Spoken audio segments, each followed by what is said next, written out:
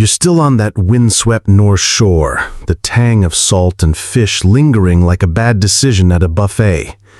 The racks of drying cod creak in the breeze, and you're starting to feel like you've been adopted by this Viking village, whether you like it or not. Now you're following Bjorn down a muddy path to a cluster of low, turf-roofed huts. The air shifts, growing heavier, and you catch a whiff of something that makes your nose wrinkle like you just opened a gym bag from the Bronze Age. Welcome to the world of Viking fish fermentation, where the line between food and science experiment gets blurry. You're thinking, fermentation? Like craft beer? Sort of, but imagine beer's weird cousin who lives in a basement and smells like regret. You duck into a dim hut, the walls damp and mossy like the inside of a forest's armpit. Bjorn points to rows of wooden barrels, each one giving off a vibe like it's plotting something. Inside, fish are packed tight, layered with seaweed and herbs that looked like they were picked by someone who hated you. This isn't the clean, wind-dried stockfish from the beach. This is Surströmming's great-grandpa, a fermented fish so pungent it could wake a coma patient. You gag a little, and Bjorn laughs, his beard twitching like he's in on a joke you'll never get. Vikings didn't just dry fish, they let some ferment in controlled chaos to create a delicacy that could last years. You're wondering how anyone ate this without a hazmat suit. The process is wilder than a reality show finale. They bury fish in pits or pack them in barrels, letting natural bacteria work their magic. It's like the Vikings discovered probiotics before Instagram wellness influencers. You peer into a barrel, the fish sloshing in a brine soup that smells like low tide and despair. The science is oddly modern. Bacteria break down the fish, creating acids that preserve it while turning it into a flavor bomb. You imagine pitching this to a foodie friend. It's like kimchi, but fishier and angrier. They'd probably unfollow you faster than you can say fermentation funk. Here's a weird fact that hits you as you watch Bjorn stir a barrel with a stick. Vikings sometimes used horse manure to kickstart fermentation. Yeah, you heard that right. A little dung to get the party going. Nature's starter culture. You're trying not to picture it, but it's like imagining a chef seasoning your salad with compost. Historians still debate whether this was common or just a quirky regional trick, but it worked. The fish didn't just last, it became a staple for long voyages, like the Viking equivalent of MREs. You can't help but respect the hustle, turning fish and a bit of gross into a survival tool. You step outside, grateful for the fresh air, though it's still laced with that fishy tang. The famous Viking raid on Lindisfarne in 793, those raiders probably had barrels of this stuff stashed on their ships, fueling their chaos across the seas. You imagine them cracking open a barrel mid-raid, the smell hitting their enemies like a biological weapon. You chuckle, picturing a Viking warrior offering you a bite, saying, "Try it, it's artisanal." Your stomach does a flip-flop, but you're starting to see the genius. Fermentation wasn't just preservation, it was culture, community, a way to thumb their noses at winter's grip. You wander back toward the shore, passing kids playing with fish bones like they're action figures. The barrels stay behind, but their smell follows you like a clingy ex. This fermented fish wasn't just food, it was a status symbol, a trade good, a story told in every sour bite. You glance at Bjorn, who's now sharpening his knife with a grin, and you realize these Vikings weren't just surviving, they were thriving, turning the sea's bounty into something eternal. The wind picks up, carrying the scent of the next step in their story, and you're ready to follow it. You're trudging away from the fishy funk of the fermentation huts, the salty Norse air slapping your face like a wet towel. The shore's behind you now, and you're following a dirt path that winds toward a bustling Viking market. The horizon glitters with the promise of adventure, and you can almost hear the creak of longships ready to sail. Those dried and fermented fish you've been sniffing, They're not just for local feasts. They're the engine of Viking trade, fueling journeys across stormy seas to places you'd need a GPS and a prayer to find. Picture yourself as a Viking trader, your cloak flapping like a discount superhero cape, bartering stockfish for silver and spices.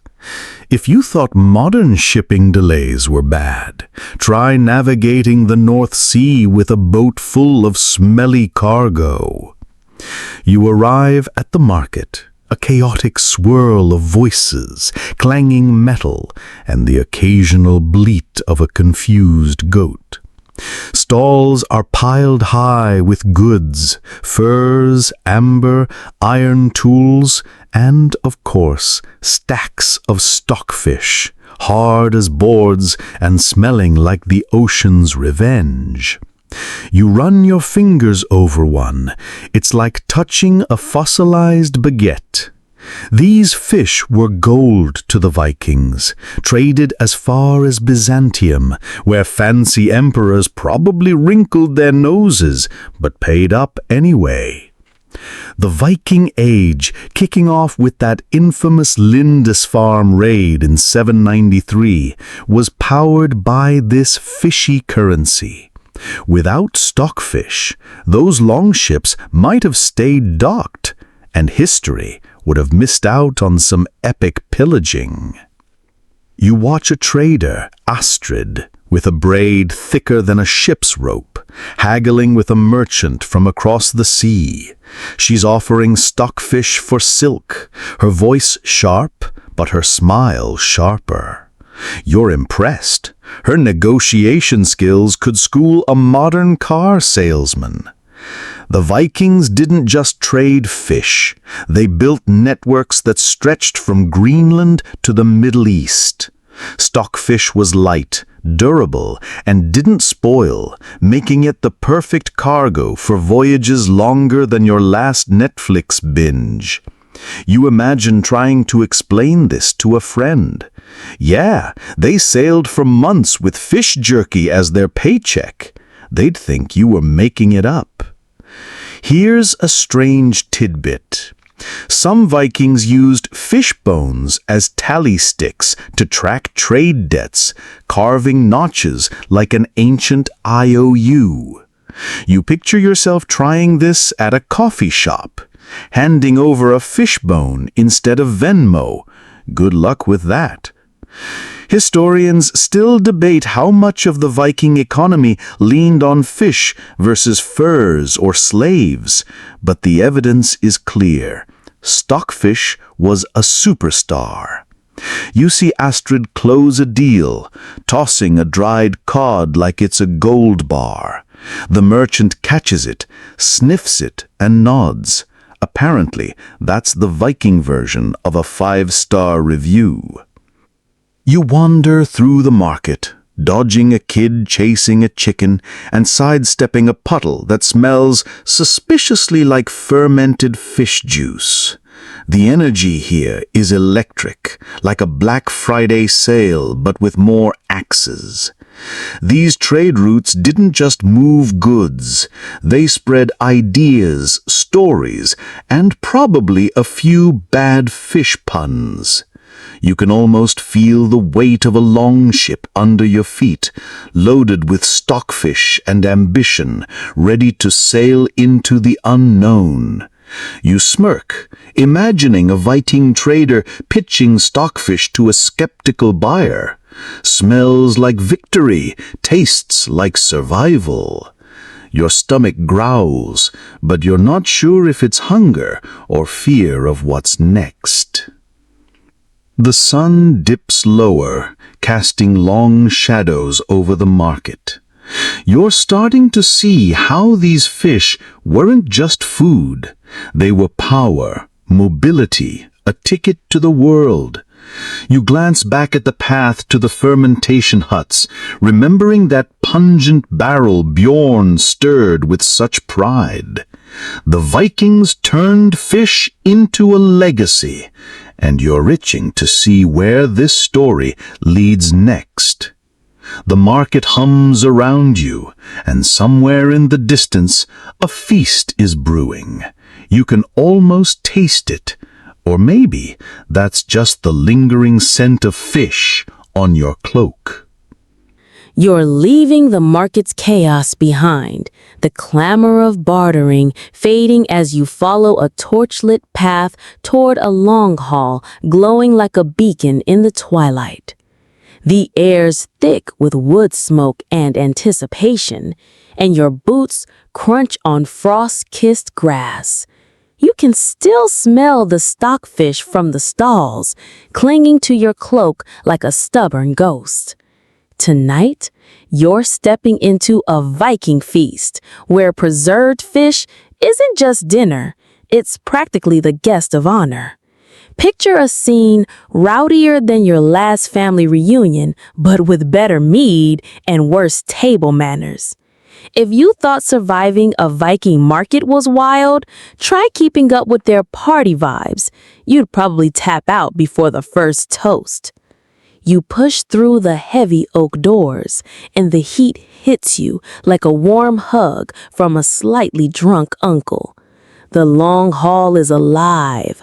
Long tables groan onto platters of food. Warriors laugh louder than a bad sitcom, and a fire crackles in the center, spitting sparks like it's auditioning for a Viking blockbuster. You spot Bjorn, now cleaned up, but still smelling faintly of fish, raising a horn of mead. The star of the feast?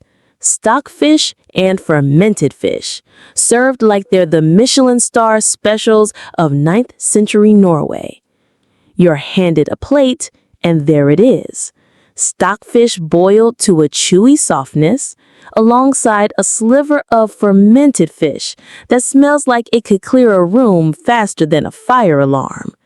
You take a cautious bite of the stockfish, and it's not terrible. It's like jerky that's been to therapy. Tough, but soulful.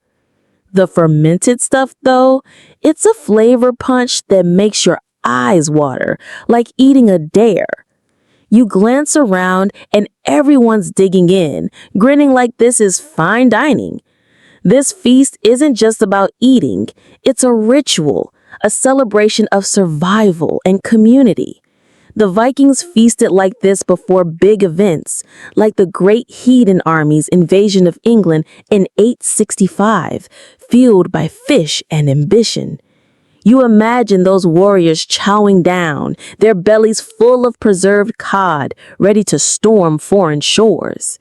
Here's a weird fact that catches you off guard. Vikings sometimes offered preserved fish to their gods, leaving it on altars like a smelly prayer. You picture Odin sniffing a chunk of stockfish and nodding approval, or maybe gagging. Hard to say. Historians still debate whether these offerings were symbolic or just a way to offload extra fish, but it shows how deeply fish wove into their spiritual life. You smirk, imagining trying to explain this to a modern priest. Yeah, just leave some tuna on the altar, it's chill. You'd get some serious side-eye. You stumble out of the long hall, the feast's warmth still buzzing in your veins like a soft current. The night air is crisp, slicing through the mead-induced haze, and the stars above glitter like scattered coins on a velvet sea. Your cloak carries the faint whiff of fermented fish, a souvenir you didn't ask for. You're walking back toward the shore now, the same pebbled beach where this all began, where Bjorn showed you the wind-dried cod racks. The waves hush against the rocks, a rhythm as steady as a lullaby, and you're starting to feel the weight of the Vikings' fishy legacy. This isn't just about preserving fish, it's about preserving a way of life that echoes even now, centuries later, in the Nordic winds. You pause by the water, your boots crunching on the shore. The racks of stockfish still stand, ghostly in the moonlight, like silent sentinels of a world that thrived against the odds. You think about how those fish fueled everything: the raids, the trades, the feasts. The Viking conquest of York in 866, those warriors carried stockfish in their packs, chewing it like the world's toughest trail mix while they reshaped history. You smile, imagining a Viking warrior offering you a piece mid-battle. Want some cod? It's basically immortal. You probably pass, but the point stands. These fish were more than food. They were the backbone of an empire. Here's a strange fact that washes over you like the tide. Some Nordic communities still use Viking-inspired drying techniques today, hanging fish in modern sheds that mimic those ancient racks. It's like the Vikings left a recipe card that never went out of style. Historians still debate how much of today's Nordic cuisine owes its soul to those salty pioneers, but you can see it in every bite of modern gravlax or dried cod. You picture trying to sell this to a hipster foodie. It's Viking paleo, bro. Totally ancestral. They'd probably start a pop-up restaurant by tomorrow. You sit on a smooth rock, the cold seeping through your cloak, grounding you. The legacy of Viking fish preservation isn't just in the food, it's in the spirit of bending nature to your will, of turning the sea's chaos into something lasting. You think back to Astrid's sharp bargaining in the market, Bjorn's proud grin over his smelly barrels, the Longhall's roar as they toasted with fish on their plates. It's all connected. A thread woven through time, from those windswept racks to the Nordic fishing villages of today. You can almost hear the creak of a longship, the laughter of a feast carried on the breeze. The waves grow softer now, their rhythm slowing, inviting you to breathe deeper. Your eyelids feel heavy, the stars blurring into a gentle haze. The fish, the racks, the barrels, they fade like a dream you're not quite ready to leave. You're not on that North Shore anymore, but you carry its story, its stubborn ingenuity, like a quiet warmth in your chest. The sea whispers, low and steady, and you let it pull you under, into a calm as deep as the ocean itself. Let the wind carry the rest. Let the stars keep watch. You're drifting now, wrapped in the soft hum of a world that turned fish into forever. End of script. Sweet dreams. Hey guys, tonight we're stepping into the rugged, salty world of the Vikings, where the wind bites your cheeks and the sea roars like it's got a personal grudge. Picture yourself on a rocky North Shore, waves crashing, gulls screeching overhead, and the air thick with the briny scent of fish and freedom. You're about to uncover the curious Viking method to preserve fish forever. Well, almost forever.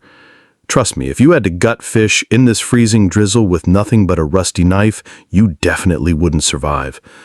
So before you get comfortable, take a moment to like the video and subscribe, but only if you genuinely enjoy what I do here. Drop a comment with your city and local time. I love knowing where you're drifting off from tonight. Now dim the lights, maybe turn on a fan for that soft background hum, and let's ease into tonight's journey together. You're standing on a pebbled beach in 9th century Norway, your boots sinking slightly into the damp, gritty sand. The air is sharp, slicing through your wool cloak like a bad Tinder date through your patience. Around you, Viking fishermen haul their catch from sleek longboats, their hands rough as tree bark, faces weathered like old leather.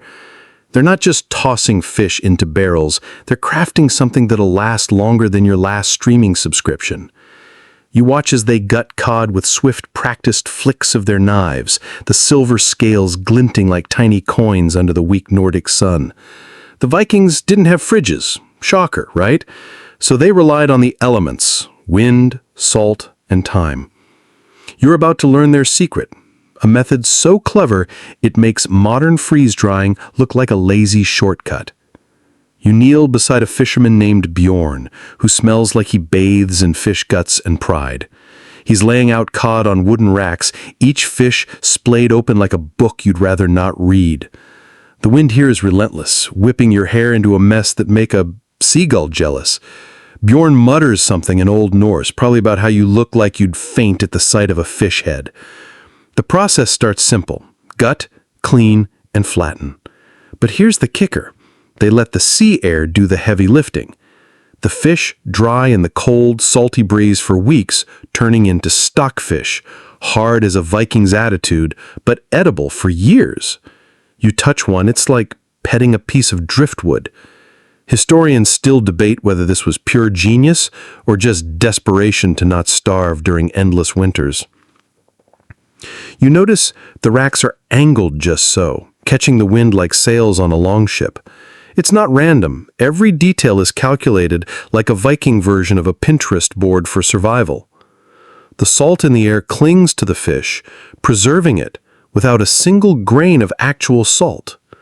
You're thinking, wait, isn't salt the whole point of preservation? Nope. The Vikings figured out how to cheat the system using nature's own seasoning. It's like they hacked the environment before hacking was even a word. You smirk, imagining trying to pitch this to a modern chef. Just leave your fish out for a month, it'll be fine. They'd probably call health inspectors faster than you can say sushi. A lesser-known fact hits you as Bjorn stacks another rack. The Vikings sometimes buried fish in shallow pits before drying them, letting the earth's coolness slow rot. It's weirdly brilliant, like using the ground as a natural fridge. You picture yourself trying this in your backyard. Your neighbors would lose it, probably thinking you're starting a fish graveyard. The smell isn't exactly Chanel No. 5 either. It's more like a punch you didn't see coming. Yet this method was a game changer. The famous Battle of Hafrs Fjord in 872, those warriors were fueled by stockfish, carried in sacks like medieval protein bars. You try to lift one, it's light but tough, like the Viking equivalent of a granola bar that could survive a nuclear winter. You wander along the shore, your breath fogging in the chilly air. The Vikings didn't just preserve fish, they preserved their way of life. Stockfish was currency, food, and survival all in one. You can almost hear the creak of the racks, the low hum of the wind, and Bjorn's gruff chuckle as he catches you sniffing the air like a confused tourist. You're starting to get it. This isn't just about fish, it's about ingenuity, about bending the harsh world to your will. You glance at the horizon where the sea meets the sky and feel a strange respect for these salty, stubborn people. They turned fish into forever, and you're just getting started on their story.